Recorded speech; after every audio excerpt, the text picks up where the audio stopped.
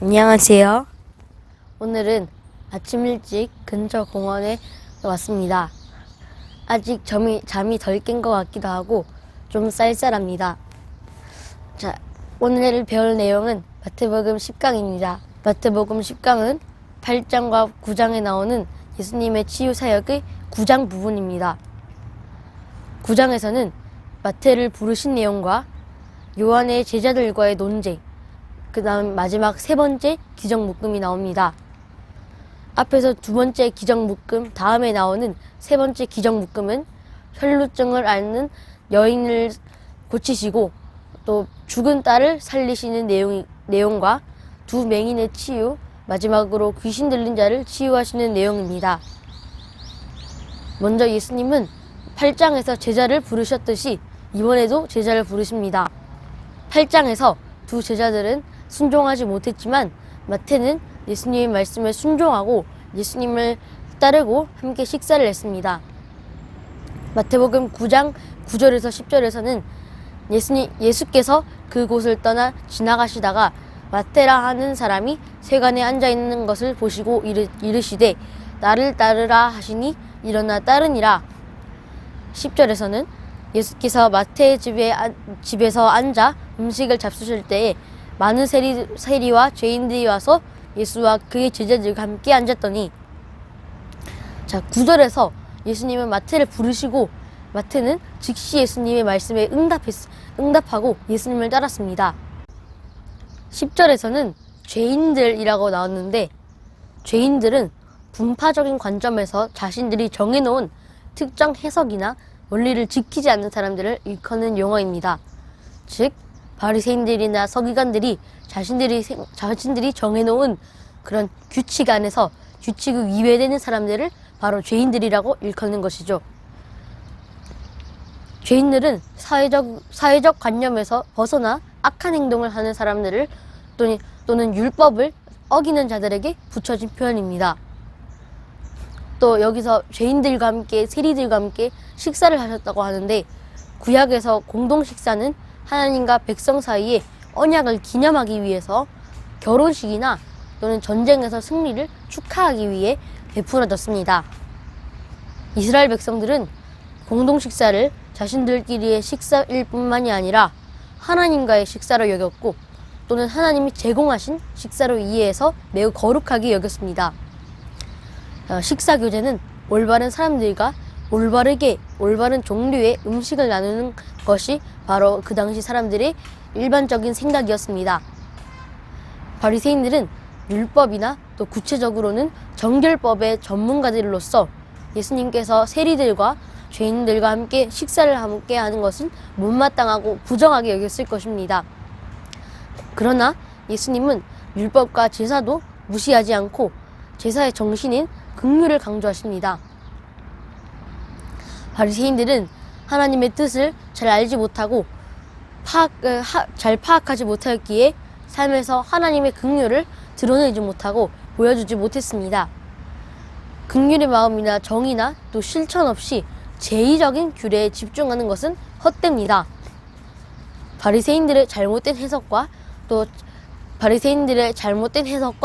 실천이 없는 삶이 잘못된 열매를 낳게 되는 것입니다. 호세아서 6장 6절에서는 나는 인애를 원하고 제사를 원하지 아니하며 번제보다 하나님 아는 것을 원하노라.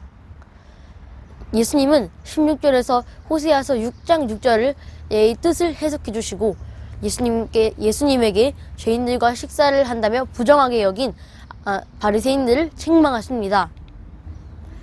이어서 예수님은 세례 요한의 제자들과 논쟁을 하십니다. 앞에서 등장한 바리새인들은 9장 14절에서 17절에서 세례 요한의 제자들로 바뀝니다.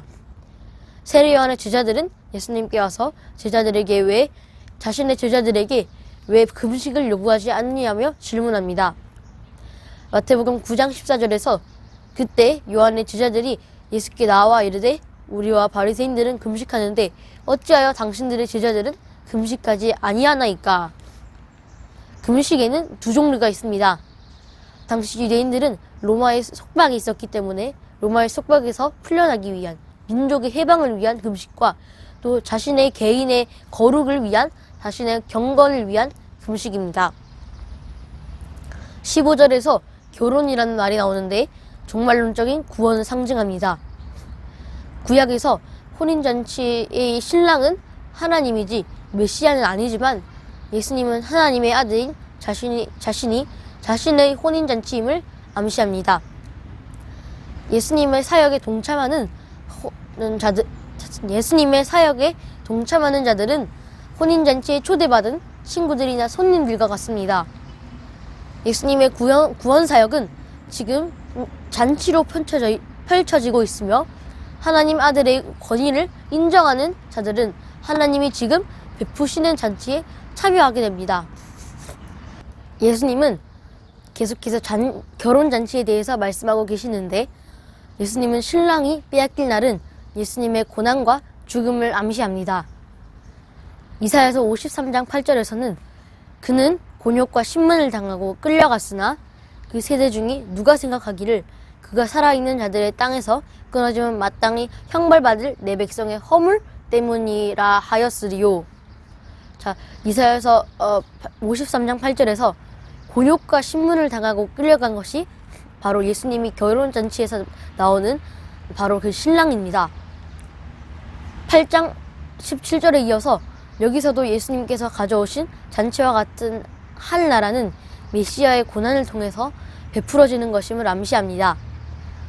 예수님께서 말씀하신 결혼잔치는 하늘나라가 이미 임했으므로 지금 이 땅에서 벌어지고 예수님의 사역에 동참하는 자들이 바로 그 결혼잔치에 참여하는 자들입니다.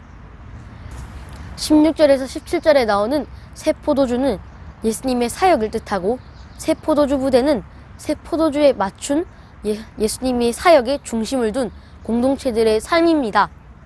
그래서 마태복음 10강 1부는 바리새인들과 세례 요한의 제자들을 예수님께서 책망하시고 지적하신 내용들을 통해서 우리는 결혼잔치는 이미 임했으므로 하늘나라는 이미 임했으므로 그 결혼잔치에 참여하는 자들은 바로 예수님의 사역에 함께 동참하는 자들이고 또 바리새인들처럼 삶이 말과 일치하지 않는 삶은 그것은 헛된 삶임을 우리는 알아야 하고 호세아서 6장 6절에서 나왔듯이 인애를 원하고 제사를 원하지 아니하며 번제보다 하나님 아는 것을 원하노라라는 말처럼 하나님의 말씀을 알고 또 하나님의 말씀을 알고 실천할 수 있으면 좋겠습니다. 감사합니다.